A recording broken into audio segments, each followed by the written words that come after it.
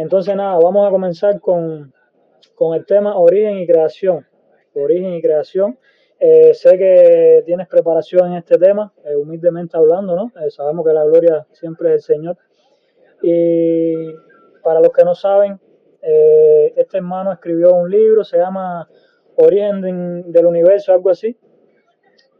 Génesis, el origen del cosmos y la vida. Lo puedes encontrar en Amazon y lo puedes encontrar en nuestra página web, elvela.com.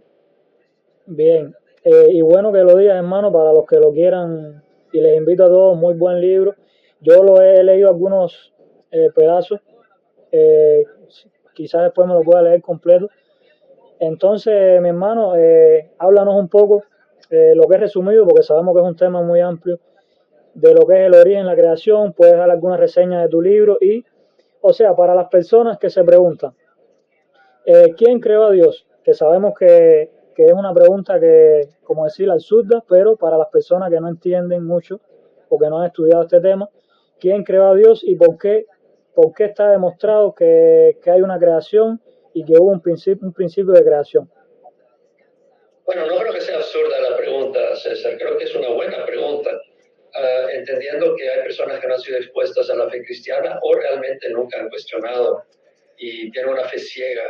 Acuérdate que Pedro en su epístola dice: santificad a Cristo como Señor en vuestro corazón, estando siempre preparado para presentar defensa a todo aquel que os demande razón de la esperanza que hay en vosotros, pero hacerlo con mansedumbre y reverencia. Entonces, hay una razón, si tú simplemente crees ciegamente sin haber entendido por qué crees y no tienes una experiencia real, acuérdate que adoramos al Señor con nuestra mente también, entonces no tiene una fe sólida.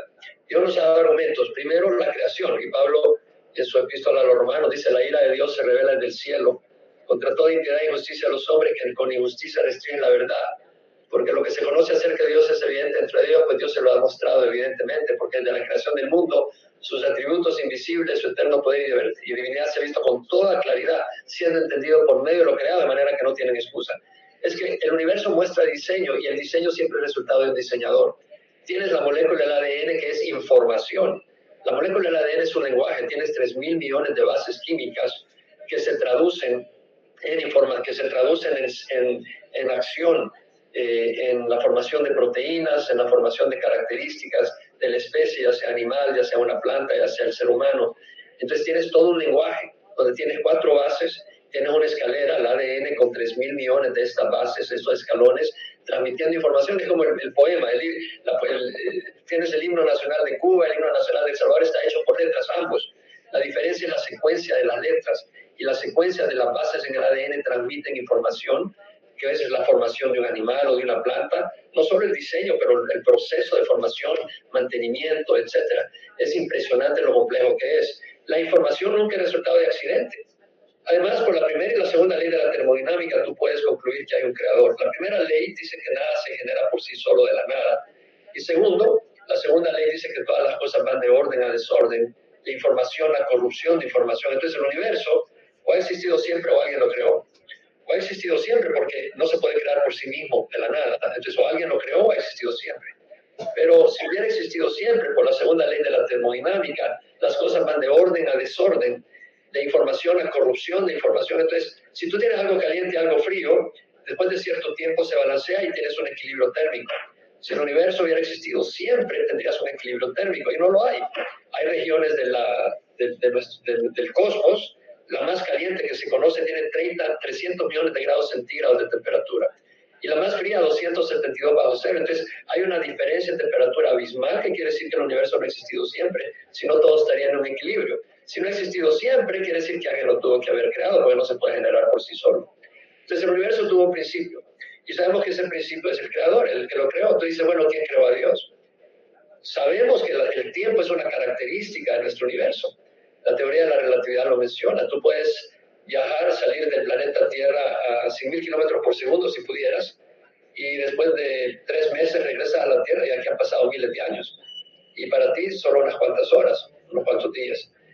Porque el tiempo es relativo. Entonces el tiempo es una característica de este universo. Dios creó el universo y el tiempo es parte de su creación. Él está fuera de la creación, Dios está fuera del tiempo. ¿Quién es el origen de todo lo que existe? La nada. No, tiene que haber sido un creador. Entonces la materia, ¿de dónde viene? Tuvo que haber sido un creador. ¿Cómo sabemos que ese creador es Dios? Bueno, hace 2000 años vino Jesucristo. Nos reveló a Jesucristo nos reveló al Padre. Jesús nunca mintió. Jesús mostró poder creativo, multiplicó panes y peces. Jesús resucitó de la muerte. Jesús dijo que iba a morir y resucitar al tercer día. Sus apóstoles dieron sus vidas testificando que resucitó.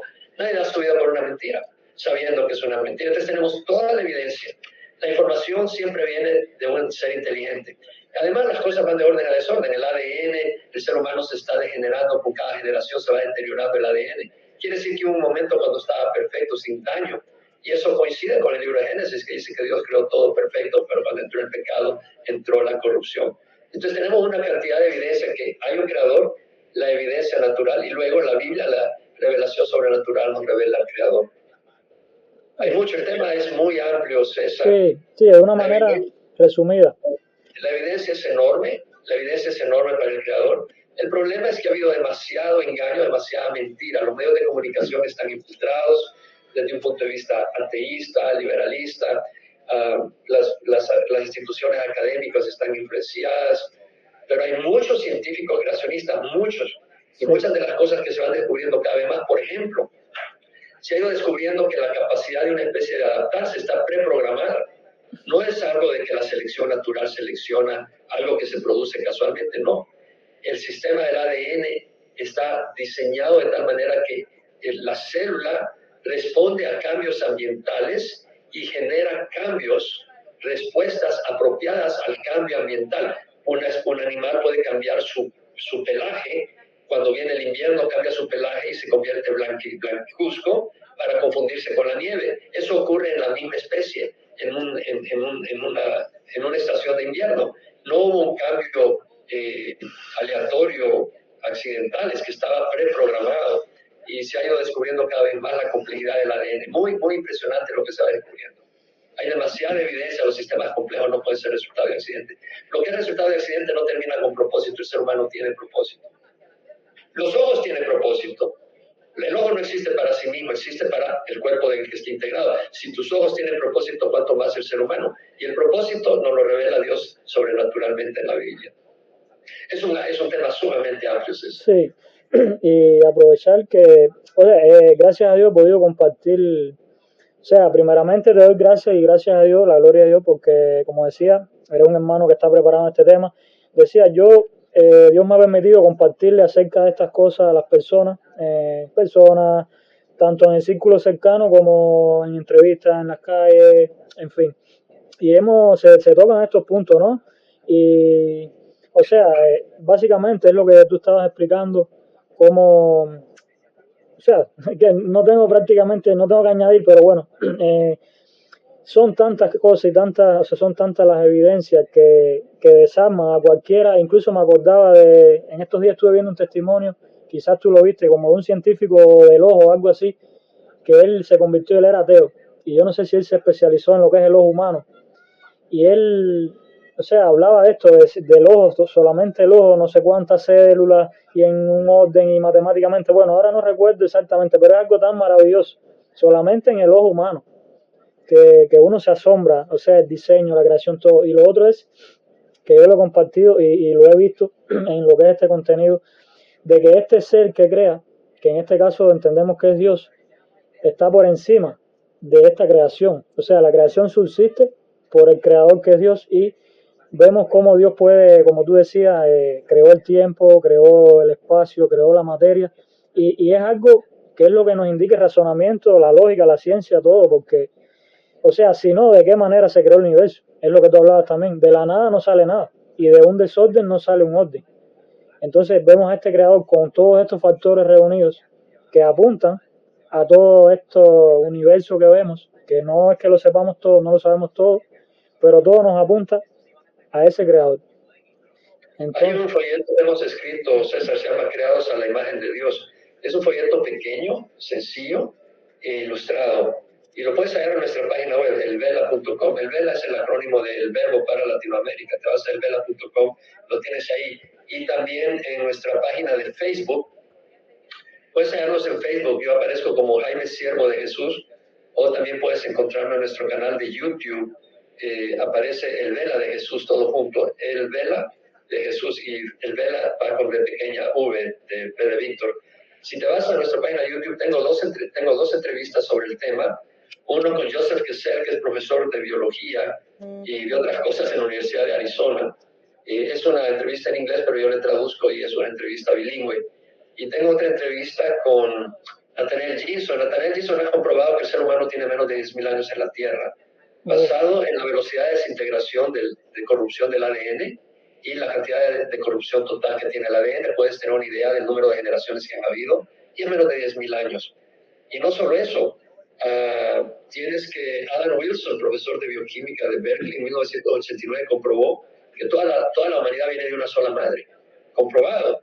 Y Nathaniel Ginson, aparece en una entrevista que hice con él, ha comprobado no solo que tenemos menos de 10.000 años, pero ha comprobado que toda la humanidad actual viene de tres hombres, basado en el cromosoma Y, que el cromosoma Y se hereda del padre, no de la madre. Y con basado en el cromosoma Y, puede comprobar que toda la humanidad actual viene de tres hombres. ¿Quiénes son esos tres hombres? No son los tres hijos de Noé, es Sem, Cam y Jafet. O sea, coincide con la revelación bíblica. Lo mismo que venimos todos de una sola mujer.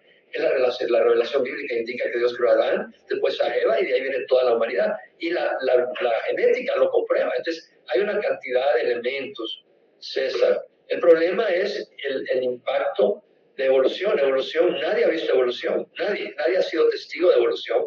Nadie conoce el mecanismo de evolución. Algunos piensan, bueno, cuando Darwin planteó evolución, planteó un mecanismo que se probó que no tiene sentido. Entonces dijeron, bueno, lo que ocurre son mutaciones genéticas y selección natural. Pero las mutaciones genéticas nunca generan ninguna cosa buena. Siempre deterioran y destruyen lo formado. Entonces, ese mecanismo es obsoleto, no tiene sentido. Se sigue promoviendo evolución, pero ¿cuál es el mecanismo? Nadie conoce. Nadie es testigo de evolución. Nadie conoce los missing links, los eslabones perdidos. No hay eslabones perdidos. No hay tan solo una serie, no hay ninguna especie en transición. Han habido de 5.000 a 50.000 millones de especies y no hay ni una tan sola en transición. Entonces, no existe ninguna evidencia ni prueba de evolución. Se sigue enseñando porque la cosmovisión es que tú no puedes hablar de Dios si vas a hablar del universo. ¿Por qué no? Es como que me digas, explícame cómo se formó este edificio, pero no me puedes decir que hubo un diseñador. Es absurdo. Es decir, no estamos hablando de religión, estamos hablando de realidad, de evidencias. El diseño de este universo indica que no puede ser resultado de accidente y que hubo una fuente inteligente detrás de eso. No solo eso, esa fuente inteligente se ha revelado, nunca mintió y nos ha dado conocimiento de quién es Él y quiénes somos nosotros y por qué está el mundo como estamos y el propósito de nuestra existencia. ¿Cuál es el propósito de nuestra existencia? La comunión eterna con nuestro Creador. Desgraciadamente el pecado nos separa, pero Cristo es quien nos trae al Padre y a la comunión eterna con nuestro Creador. Es muy linda la revelación bíblica y es ahí donde tenemos la revelación que nos lleva a la vida eterna. Jesucristo es la vida eterna, la palabra de Dios.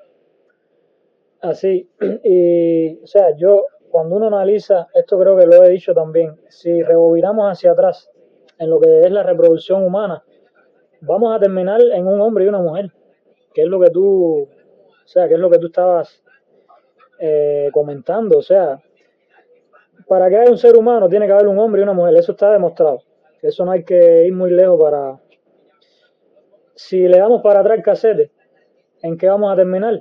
En un hombre y una mujer, no sé si me explico lo que te quiero decir. Claro, siempre tienes que ir, es decir, es como decir que fue primero huevo la gallina. Es decir, para que haya huevos tiene que haber gallinas, pero ¿de dónde vino la gallina? Tuvo que haberla creado un Dios. Exactamente, o sea, llegamos al punto del hombre y la mujer y ese primer hombre y la mujer, por supuesto, lo crea Dios. O sea, exacto. Y lo otro es, hermano, ¿qué tú crees de la teoría del Big Bang? Bueno, la teoría bíblica no está comprobada. De hecho, en mis presentaciones presento información de científicos reconocidos, astrónomos, que no creen en el Big Bang, creen que el Big Bang tiene serios problemas y lo rechazan. Así que no es una teoría es una hipótesis comprobada. La hipótesis del Big Bang no ha sido verificada experimentalmente. De todas maneras, está mirando historia. El problema es este, mira, César. Por ejemplo, en las clases de biología, los profesores no solo te explican qué es la célula, sino que te meten el engaño de cómo se formó la célula. Sin embargo, la célula siempre viene de la célula, la vida siempre viene de la vida. Cuando ellos vienen y te explican que la vida se formó por evolución en el mar, las sustancias químicas se fueron uniendo, no te están enseñando biología, te están enseñando un invento, porque no está verificado. De hecho, la química no justifica ese concepto, y no vamos a entrar en detalle en eso, pero las leyes de la química impiden que se formen las células por casualidad en el mar. Sin embargo, ellos insisten en eso. Entonces no están enseñando biología, están enseñando una hipótesis que va contra la evidencia. ¿Por qué? Porque no solo están enseñando biología, están queriendo adoctrinarte. Y adoctrinarte porque te están metiendo una filosofía atea. Y ese es el movimiento detrás de evolución. Entonces, es lo que se resume, ¿ves? Sí. La evolución es un invento que no tiene bases. No tiene bases científicas, es una filosofía cosmovisión atea. Y el ateísmo es religión, porque el ateo no puede comprobar que no existe Dios. Tiene que creer que no existe Dios por fe, porque la evidencia apunta que existe Dios. Tiene que ir contra la evidencia. Entonces él está contra la evidencia creyendo algo para lo cual no tiene evidencia. Entonces es una religión ciega, muy mala religión. Exactamente, ¿no? Y como se dice a veces por ahí, que prácticamente se necesita más fe para ser ateo que para ser creyente. O sea, a veces la gente, tú sabes, tiene los dichos o lo toma a veces como medio en broma, pero es como una realidad porque, o sea, es lo que tú estás explicando, básicamente.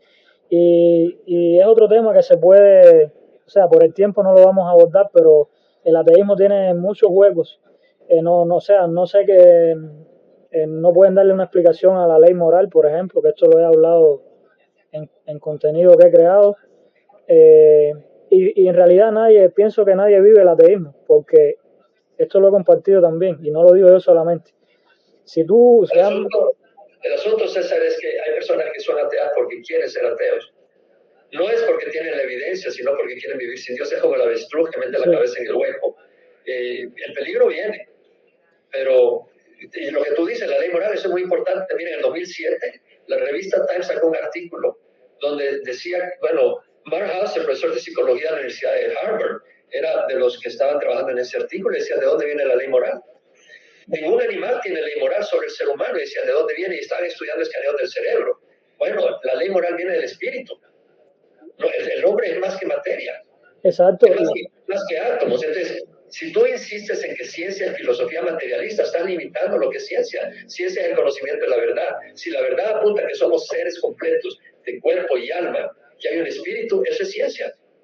Ahora, para poder conocer el alma no es a través de química o física, es a través de la revelación sobrenatural de Dios. Exacto. Tenías otros temas también. Mencióname otros temas, porque si no, no vamos a pasar a los demás. Sí, vamos a terminar con este tema. Y decía eso que, o sea, si un ateo realmente quiere vivir el ateísmo, o sea, no pueden haber leyes, por ejemplo, en la sociedad, porque ¿qué te determina a ti que una persona que infringe un mal está mal? O sea, él te puede decir, no, según yo, robar no está mal, por ejemplo. Entonces entras en un dilema, en una contradicción que no tienes cómo demostrarlo, o sea, ellos mismos. Y nada, se ve todo este ataque, como tú decías, por parte de las escuelas laicas, desde que uno es pequeño, se ve todo este bombardeo en las escuelas, en todas estas temáticas que tú has ido mencionando. O sea, para fomentar lo que es el ateísmo. Claro. Vamos a pasar, yo quería tocar el tema de, o sea, cuando vemos a Jesús en la tierra y lo que es los milagros. Yo en esta entrevista me pongo de cierta manera de parte de la audiencia, aunque he compartido estos temas, pero para enriquecer. O sea, hay personas que le cuesta trabajo creer los milagros. Por ejemplo, en este caso de Jesús. ¿Qué nos puedes compartir desde tu punto? O sea, primeramente, claro, debemos hablar por las escrituras, pero tú como persona que estás preparada en estos temas de la ciencia, ¿tú eras hermano ingeniero químico o me equivoco? Sí, soy ingeniero químico, pero te voy a mencionar algo. No solo te basas, hay cantidad de testimonios de milagros. Exacto. Cantidad de testimonios. Personalmente yo los he experimentado. Yo he experimentado sanidad. Pobre de aquella persona que no ha logrado tener un contacto con el Creador, porque es posible. El Creador quiere que tengamos comunión con Él. Ahora, si yo te digo, mira, un sorbete, un helado de vainilla riquísimo, y tú solo me ves y nunca lo pruebas, no vas a saberlo. Exacto. Tienes que probarlo. Entonces, te puedo mencionar, yo personalmente he experimentado milagros. muchos. Nunca, es decir, no lo estoy diciendo porque cuando yo vine al Señor vine buscando milagros, no, yo vine buscando propósito para la vida, quise conocer al Creador, tuve un encuentro con Jesús allá en el estado de Georgia, Estados Unidos, y de ahí el Señor empezó a obrar de una manera sobrenatural. Y puedo entrar en detalle, de hecho he escrito un libro que se llama Yo sé que el Mentor vive, y doy muchos testimonios ahí. Entonces hay personas que han experimentado y te pueden contar de sus milagros, de los milagros del Señor. Pero mira, ¿cómo existe el universo? Es una obra milagrosa. Exacto. O sea, ¿cómo de la nada se forma algo tan impresionante como el cosmos, el orden? ¿Qué es un milagro? Un milagro es una obra sobrenatural que requiere al Creador. El universo requiere al Creador. Exacto. Y entonces, ahora, sabemos en la historia y en la Escritura tenemos que los apóstoles, Jesús muere, resucita, va al cielo. Cuando Jesús muere, los apóstoles se desaniman y se esconden todos juntos en un cuarto, ahí están orando, desesperados, tristes, afligidos, con miedo. Y cuando Jesús resucita, ni siquiera quieren creerlo, porque lo vieron tan muerto que ya no es posible. Pero Jesús se les aparece y cambian las cosas, reciben al Espíritu Santo, y estos hombres por todo el mundo fueron a predicar el Evangelio. Tienes el caso de Pablo. Pablo era enemigo de la iglesia, Pablo era miembro del Sanedrín, persigue a la iglesia y el Señor se le aparece. Entonces, tienes estas personas que dieron sus vidas por dar testimonio de la obra que hizo Jesucristo, la obra sobrenatural. Ellos vieron multiplicar panes y peces, abrir los ojos de los ciegos, sanar a los sordos, a los mudos. Ellos lo vieron con sus ojos. Multiplicar panes y peces en 2 ocasiones, caminar sobre el agua, resucitar muertos. Son obras sobrenaturales donde Dios interviene dentro de la naturaleza, dentro de la ley de la naturaleza, y Él es Señor de la naturaleza. Ahora, estas personas dieron sus vidas. Tú no das tu vida por una mentira si sabes que es una mentira. Entonces tienes el testimonio, pero luego tienes las escrituras son impresionantes. Las profecías que fueron escritas antes de que viniera Jesucristo y se cumplen con Jesucristo. Jesucristo nace en Belén. Miqueas lo profetizó 700 años antes que viniera, que iba a nacer en Belén. David, 900 años antes, dice cómo Jesús va a morir en el Salmo 22, que iba a ser crucificado. En el tiempo de David no existía la crucifixión. Sabemos por los manuscritos del Mar Muerto de que esos libros fueron escritos antes que viniera Jesucristo. Entonces no es que alguien haya escrito esas cosas después de que Cristo murió. Eso fue escrito antes y tienes la revelación histórica de cómo murió Jesucristo. Entonces, los milagros existen. La vida es un milagro, el origen del universo es un milagro y Dios interviene milagrosamente hoy en día. Entonces, la persona que duda, porque empiezas con Génesis, en el principio creó Dios los cielos y la tierra. Si tú crees eso, puedes creer el resto. Exacto. No hay problema. Sí, y como se dice, ¿no? Que ese texto se dice que dice, en el principio tenemos tiempo, creó Dios los cielos y la tierra, es como materia y espacio, ¿no? Que son las tiempo, materia y espacio. Dime si estoy bien. Sí, no, creó los cielos y la tierra, crea Dios los cielos, es decir, el espacio, y el espacio donde Él se revela posteriormente a su creación, y la tierra. Y luego va creando, crea la luz, el día, la noche, crea la atmósfera, crea las plantas en la tierra, crea el sol, la luna, las estrellas, y empieza a crear la vida, las aves, los reptiles, los mamíferos, y finalmente crea al hombre el 6º día. Sí, y vemos nuevamente cómo todo apunta otra vez a Dios el Creador y, o sea, dice que creó cada especie según su género, como yo le he dicho a veces a las personas. O sea, un humano no puede darle un hijo a un animal, o sea, porque te das cuenta, o sea, yo no soy biólogo ni tengo los conocimientos que tú tienes, pero es algo, lo pienso yo, bastante básico, que uno ve en lo natural.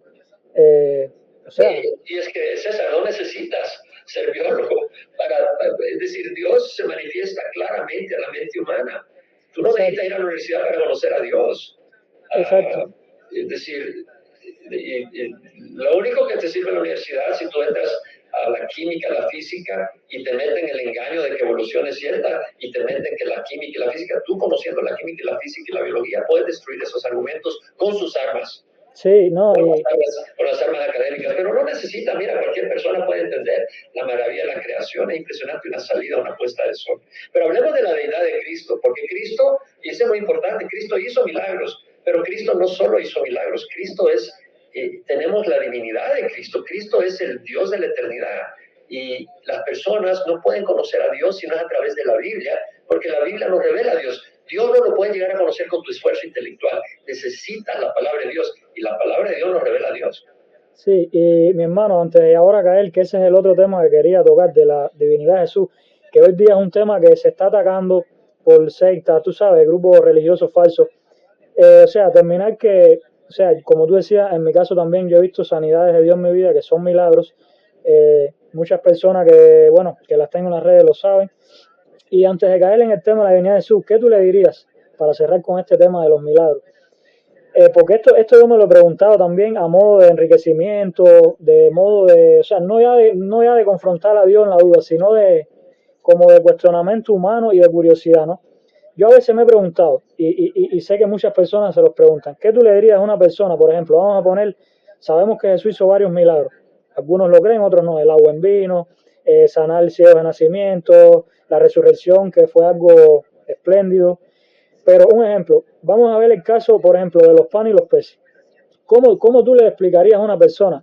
Claro, teniendo en cuenta que el milagro es algo que a veces es inexplicable humanamente, porque estamos limitados delante de Dios, pero Dios sí interviene en esa creación como ser omnipotente, todopoderoso, y puede hacer estos, como decir, causar estos efectos en la creación. Pero ¿qué tú podrías abordar? Algo breve, algo clave, un ejemplo. Si alguien te preguntara, bueno, Jaime, ¿cómo fue ese momento de que Jesús multiplicó los panes y los peces? O si uno pudiera viajar en el tiempo y estar en esa escena, ¿cómo tú crees que pueda ocurrir eso? Que no quiere decir... No, es que no hay un mecanismo físico. Acuérdate que Dios creó de la nada. Entonces, para Dios no hay ningún problema agarrar 5 panes y 2 peces y alimentar a 5,000 hombres y mujeres y niños. Es decir, Él los está creando de la nada, ahí mismo. Ahí. O sea, ahí es el punto que me refiero. O sea, para ti, ¿tú crees que literalmente no habían panes y empezaron a aparecer? Bueno, no es que pienso yo, es que así fue. Eso es lo que nos revela la revelación bíblica y tenemos toda la evidencia que indica que así fue. Y Jesús mismo lo dijo. Posteriormente le dice a los apóstoles que no entendieron ustedes el milagro de los panes y los peces. No está hablando de los panes, está hablando de la levadura de los fariseos. Cuando le dice a los apóstoles, cuídense de la levadura de los fariseos, y dijeron, bueno, ¿será que no trajimos panes? Dice, que ustedes no han entendido. No entendieron el milagro de los panes cuando multiplicamos 5,000 y alimentamos 5,000 hombres y cuando alimentamos a 4,000. No está hablando de panes. Está hablando de la levadura de la enseñanza de los fariseos. Entonces, mira, no tengo ningún problema. La persona que necesita entender cómo hizo las cosas Dios para poder, entonces te digo, esa persona que nunca se suba a un avión, si no entiende el principio de Bernoulli y no entiende todos los principios necesarios para construir un avión. Exactamente, exactamente. O sea, ¿cuántas cosas tú haces sin entenderlas? Y las haces porque sabes que funcionan. En estos días, casualmente, yo hice un video hablando de eso, que cuando las personas se montan en los ómnibus, no chequean siempre 100% el ómnibus a ver si todo o no, como tú dices, no lo entiende. Eso conlleva fe. A veces la gente no se detiene a pensar en estos aspectos, ¿no? Porque vemos a veces esta actitud, a veces es de negación o de contradecir. A veces no es como se dice, no es la falta de evidencia, sino que las personas, más bien, como tú decías, están en una postura de que no, o no quieren creer o no quieren dar su brazo a torcer. Es lo que decimos ahora. Hay mucho engaño, mucha falta de conocimiento. Mira, tú te sientas en una silla, estás ejerciendo fe que la silla te va a aguantar. Tú ejerces fe todo el tiempo. Se dice, en una y otra cosa. Y perdona Cuando ejercemos fe en Dios, estamos ejerciendo fe en un Dios que nos ha dado suficiente evidencia. ¿Quién es Él? Y que podemos confiar en Él. Entonces, tú llegas a conocer al Señor, hay evidencia para llegar a conocer a Cristo. Y cuando le conoces, tú puedes confiar ciegamente en Él, como un niño puede confiar en su padre, que no lo va a tirar al precipicio. Exactamente. Es decir, eso es lo que ocurre. Sí, nada, y que se dice que en la vida cotidiana, y me corrige si estoy equivocado, alrededor de un 80% de las cosas que hacemos conllevan fe. Pudiera ser. Bueno, yo no lo sé, pero todos tenemos fe de alguna manera en las cosas. Es decir, si tú planeas que mañana te vas a levantar temprano o a cierta hora, estás teniendo fe que vas a estar vivo mañana y no sabes. Ni siquiera sabes si vas a estar vivo. Tú agarras una comida y estás teniendo fe que la comida no está contaminada y que no te va a matar. Estás teniendo que ejercer fe que esa comida está buena. Exactamente. Estás ejerciendo fe en muchas cosas todo el tiempo. Entonces, mi hermano, ya, bueno, sí, porque ya cerramos este tema de los milagros, porque yo me lo he preguntado y sé que hay personas que se lo preguntan. Bueno, de la nada empezaron a salir panes, peces. O sea, hay gente que a veces se mete como en ese contexto de ahí, de esa realidad. Porque, o sea, a veces no es, porque por ejemplo, yo sí lo creo, pero a veces uno humanamente dice, bueno, y físicamente, ¿cómo habrá sido eso en tiempo real? Porque, por ejemplo, la lepra, uno dice, cuando la persona se sanó de lepra, desapareció al instante, un ejemplo. Entonces, yo me preguntaba, he dicho, bueno, ¿cómo sería visualmente eso? Es a lo que me refiero a veces también. Bueno, ves la mano, ves el brazo lleno de lepra y después lo ves ningún problema. Mira, si Dios creó de la nada el universo, no tiene problema en crear y sanar de lepra a alguien, abrir y cerrar a Dios. Amén, así mismo. Entonces, hermano, este tema, como te decía, de la divinidad de Jesús, porque vemos que hay sectas y grupos religiosos falsos que atacan la divinidad de Jesús y te dicen, no, que es el Hijo, que entonces te sacan a veces textos lo sacan del contexto y te dicen, mira, aquí dice el Padre, aquí el Hijo, y como que tres, y como que, vamos a tocar un poquito el tema de la deidad de Jesús y ya de paso podemos tocar brevemente lo que es la Trinidad. Bueno, tiene que ver con la Trinidad. El problema de muchas personas es que si no entienden algo lo rechazan. Tú no puedes comprender a Dios en su naturaleza, porque es naturaleza divina. Nosotros no tenemos naturaleza divina. Una persona humana solo es una persona. Tú, César, eres una persona, no dos. Yo soy una persona, no dos. Si tú eres más de una persona, es que eres esquizofrénico. La persona sana solo es una persona, pero Dios no es así. Dios son tres personas, el Padre, el Hijo y el Espíritu Santo. Eso revela las Escrituras. ¿Cómo lo revela? En muchos lugares. Por ejemplo, te vas a leer en San Juan, dice en el principio estaba el verbo estaba con Dios y el verbo era Dios. Entonces, vienen los testigos de Jehová y cambian la traducción y dicen, era un Dios. Bueno, yo los confronto y les digo, bueno, ¿cuántos dioses verdaderos hay? Me dicen, bueno, hay uno solo. Entonces les digo, Jesús, o eres Dios verdadero o eres Dios falso. No hay punto intermedio. Y luego analiza cómo la Biblia continuamente, bueno, Colosenses, por ejemplo, hace poco alguien me decía, pero que no fue Jesús el primero de la creación, dije, no, distorsionan Colosenses, porque Colosenses dice que Jesús es la imagen del Dios invisible, el primogénito de toda la creación. Dicen, fue el primero creado. No.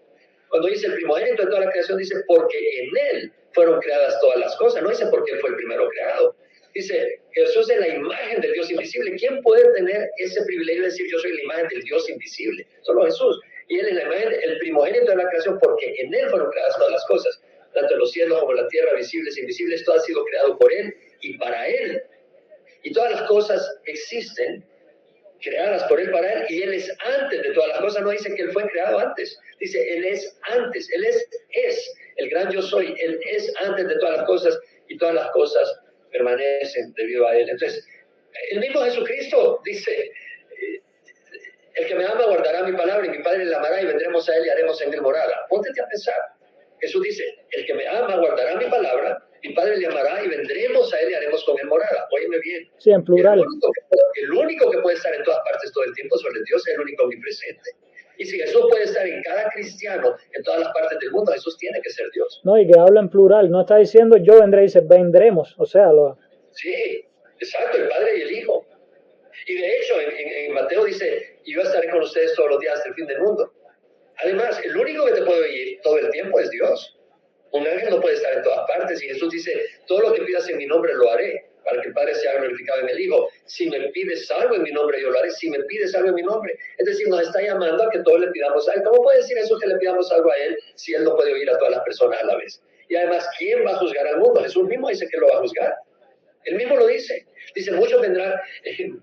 Jesús dice, no todo el que me dice, Señor, Señor, entrará en el reino de los cielos, sino el que hace la voluntad de mi Padre que está en el cielo. Muchos me dirán en aquel día, Señor, no hicimos milagros en tu nombre echamos fuera demonios, y en tu nombre profetizamos. Y yo les diré, apartados de mí, hacedores de iniquidad.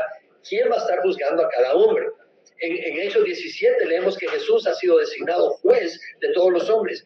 ¿Cómo puede Jesús juzgar a un hombre sin conocer todas sus obras y todos sus pensamientos, amigo? Ese conocimiento solo le corresponde a Dios. Exactamente, y no, este tema yo lo he tocado también desde la humildad, porque como se dice, uno pisa tierra santa también, porque estamos hablando de la persona de Dios, como tú decías, no es igual a nosotros.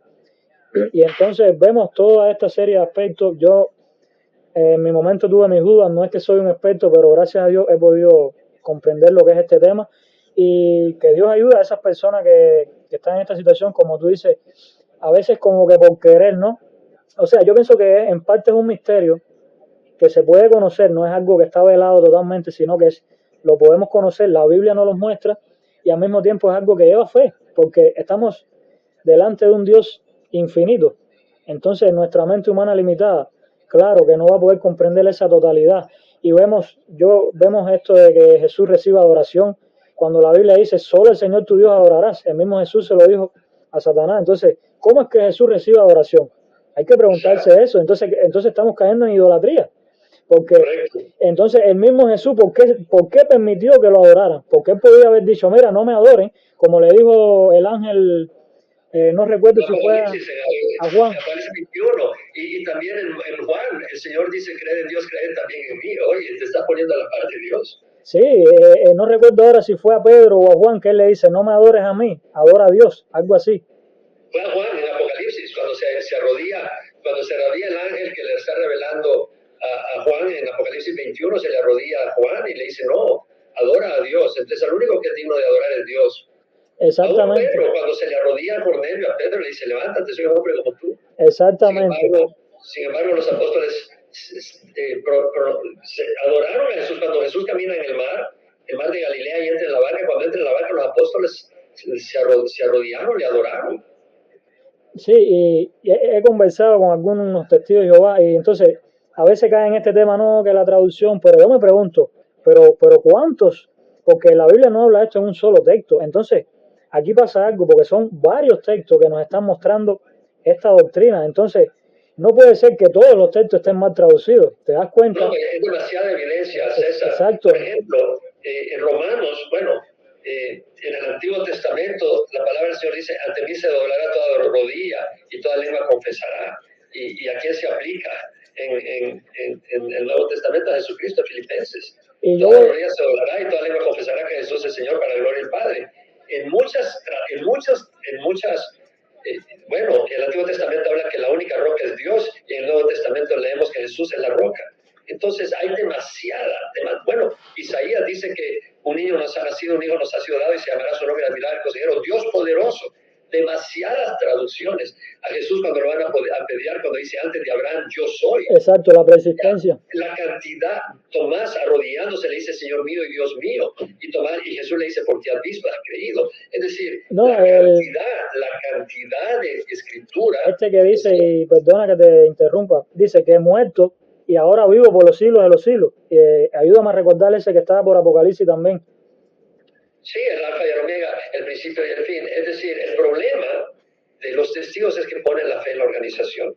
Mucha gente sale de la Iglesia Católica, entra a los testigos de Jehová y cometen el mismo error y peor. Ponen la fe en la organización, tienen la Escritura, y en vez de poner la fe en lo que dice la Escritura, ponen la de sus líderes. Amigo, prueba a tus líderes con la Escritura. Eso fue lo que hicieron en Berea los judíos. Cuando llega Pablo, examinan lo que decía Pablo con las Escrituras. Examina los líderes con la Escritura. Esa es la actitud que debemos tener todos los creyentes. Que Dios nos ayude. No, y yo decía, este texto, que no sé si es el mismo que tú recuerdas, hay uno, no sé si es pegado a ese, porque él dice, estuve muerto, pero es aquí que vivo. O sea, como que te está diciendo que es Jesús. No sé si estoy ahora trocado o no recuerdo es bien. el Apocalipsis. Y, o sea, además, te das cuenta que, y lo otro es, yo en estos días estaba analizando este texto, creo que era el 1.8 del Alfa y el Omega, porque hay personas que dicen que aquí está hablando del Padre. Fíjate.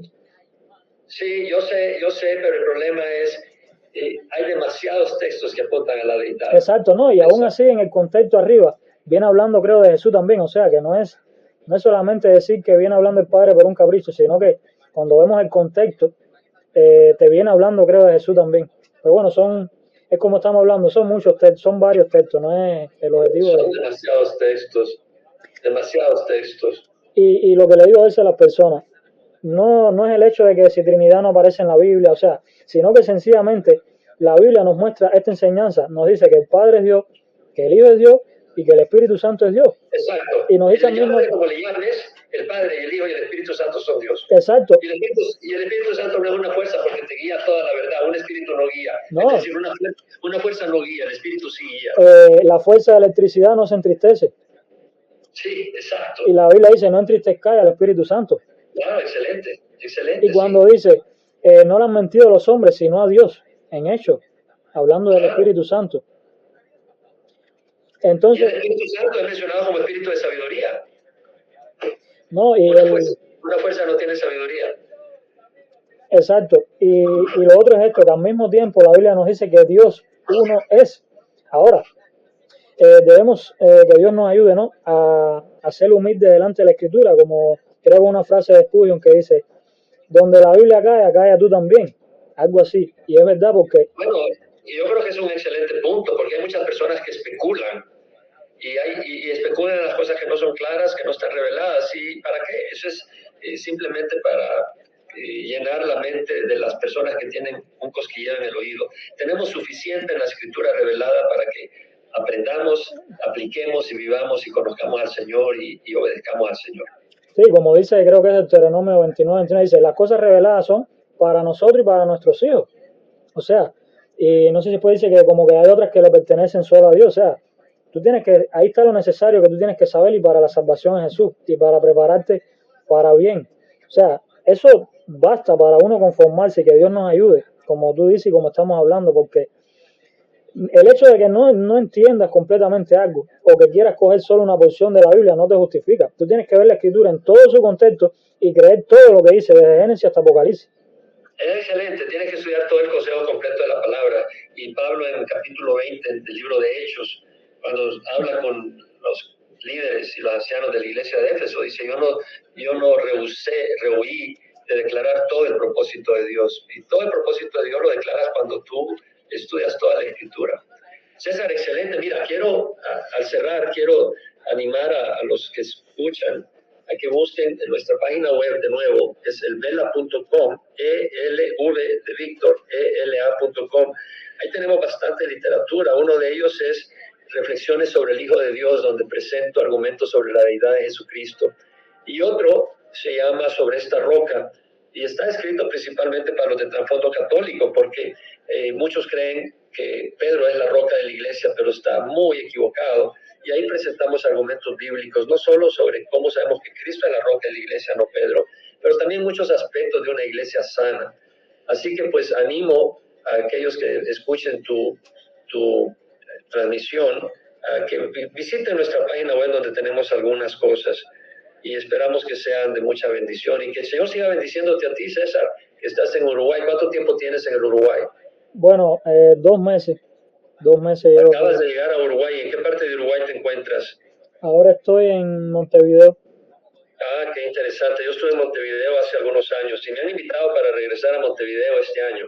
Si llego, espero verte. Sí, si Dios permite, estamos en contacto y entonces, hermano, ya para terminar, digo mencionar, pero se queda corto. O sea, para estas personas que nos escuchan y podemos terminar con una oración también, lo que es este maravilloso evangelio, que es el único que salva, que ya lo hemos venido mencionando, esto precioso que hizo el Señor en la cruz con su muerte y resurrección, invitarle a todos los oyentes y vamos a cerrar con este tema de lo que hizo el Señor por nosotros. Excelente, bueno, la Biblia dice, César, de que cuando Dios creó a Adán, le dijo, puedes comer de todos los frutos, menos del conocimiento del bien y del mal, el día que comas mueres. Y el costo de la transgresión era la muerte. Y cuando Adán desobedeció, entró la muerte. Entonces, la muerte es la paga por el pecado. Ahora, cuando entró el pecado, entró la corrupción moral en el ser humano y por eso nosotros, aunque tengamos conciencia de lo que es bueno, aún así no siempre hacemos lo bueno. Hemos fallado contra Dios. Y el asunto es que muchas personas creen que con sus obras buenas van a cubrir las malas, pero no es así. Si yo me voy a la playa y salvo a 5 personas que se están ahogando, pero viene alguien y me insulta, yo me enojo, le tiro una pedrada y lo mato, me llevan preso por asesino. Y digo, no me puede llevar a preso, yo no soy asesino, he salvado 5 personas, solo he matado una. No sirve. Las personas que has salvado no cubren el que yo sea un asesino, aunque solo haya matado una vez. Si tú mientes una vez, eres un mentiroso, y todos somos mentirosos, somos asesinos en la mente, hemos actuado de manera que no es correcta, y la única manera de poder lavar nuestros pecados es si hemos pecado contra el justo que es Dios. Nuestro pecado es enorme, es horrible, no lo podemos pagar con nuestras obras buenas. Lo único que lo puede pagar si la paga del pecado es muerte, es la muerte de un justo. La muerte de un justo es infinita en valor y paga nuestros pecados. Y eso es lo que hizo Jesús en la cruz. Pero no somos cubiertos con su sangre, a menos que vengamos y pongamos la fe en Él, nos arrepintamos de nuestros pecados. Dice la Biblia que la palabra de fe que predicamos está cerca de ti, de tu boca y tu corazón. Que si confiesas a Jesús con tu boca por Señor y crees en tu corazón que Dios lo resucitó de la muerte, serás salvo. Amén. Y todo el que invoque el nombre del Señor será salvo. Entonces, si tú crees que Jesús resucitó, tú no estabas ahí, es porque estás dándole el sí al Espíritu Santo que te lo hace saber. Pero tienes que declarar que Jesús sea tu Señor y decidir, Señor, yo ya no quiero pecar, soy pecador, pero tú me vas a ayudar. Confías en lo que Él hace y caminas con Él como una oveja sigue a su pastor. El Señor, con gran amor, te recibe como un hijo de Dios y te ayuda cuando tropiezas y busca ayudarte. Y esa es la invitación que el Señor nos hace a venir a Él. Entonces, si tú nunca has recibido a Cristo, tú que estás escuchando, te invitamos a que recibas al Señor, le conozcas, te congregues en una iglesia donde se enseña la palabra, se experimenta el amor del Señor. Y para cerrar, como dice mi estimado César Consuegra, vamos a orar y vamos a pedir al Señor que tú al orar, puedes orar, yo voy a hacer la oración para que repitas conmigo. Señor, te pido perdón por mis pecados. Señor, yo me arrepiento, yo quiero caminar en rectitud, te quiero conocer, quiero caminar contigo, creo que tu sangre preciosa paga por mis pecados. Y hoy te recibo como Señor de mi vida, pongo mi fe en ti, Señor. Dame tu Santo Espíritu que has prometido para caminar contigo en obediencia. Y es en nombre de Jesús que lo pido. Amén. Amén. Déjame orar, vamos a orar. Padre, yo te ruego por aquellos que van a escuchar este estudio, esta entrevista, Señor, que tú ilumines sus mentes y tu corazón, Señor, que es un corazón de compasión y de amor, toque el corazón de ellos por el poder de tu Espíritu, Señor, y que ellos busquen de ti y que puedan ser fortalecidos en caminar en la luz y en la verdad. Porque, Señor, estamos en tiempos de mucha confusión, tiempos muy difíciles, tiempos muy malos. Te ruego que tú bendigas a cada uno de los que te escuchan. Señor, bendice a César, bendice su ministerio, bendice su vida, su hogar, bendice lo que él hace en nombre de Cristo Jesús. Y ese es su nombre que lo pedimos. Amén. Amén. César, Dios te bendiga. Gracias por invitarme a esta entrevista. Sí, mi hermano, ¿no? Y gracias a ti porque sé que tomaste de tu tiempo para esto y te aprecio mucho. A pesar de que quizás no tenemos un súper vínculo por determinados factores, pero te pude ver allá en el patio allá en Santa Clara en una ocasión. No recuerdo si fue una vez o más de una vez, pero bueno, te vi, hemos estado en contacto por las redes, pues tenemos varios hermanos en común y gracias a Dios, Dios es bueno. Y entonces, si me permite, voy a orar para orar también y orar por ti y por las personas que escuchen, ¿no? Gracias, Señor, te damos gracias por esta oportunidad con este hermano, por este tiempo precioso, edificante. Bendice este mensaje y que, como te estamos pidiendo también y puestos de acuerdo, que este mensaje pueda ser de bendición, que tu Espíritu Santo tome este mensaje, Señor, y abra los oídos espirituales, el corazón de las personas, que puedan ver tu rostro espiritualmente, Señor, también, y que solo tú, Señor, tienes este poder y esta maravillosa obra, solo tú la puedes hacer, Señor. Que esto sea de bendición y te pido por la vida de este hermano, que sé que tú lo has bendecido y seguirás con él como con todos tus hijos. Tú nos prometiste que estarás con nosotros todos los días hasta el fin del mundo, Señor. Gracias, sigue bendiciendo su vida y ayúdame a mí también, porque somos siervos inútiles y toda la gloria es tuya, Señor. En el nombre de Jesús, amén. Amén. Dios te bendiga.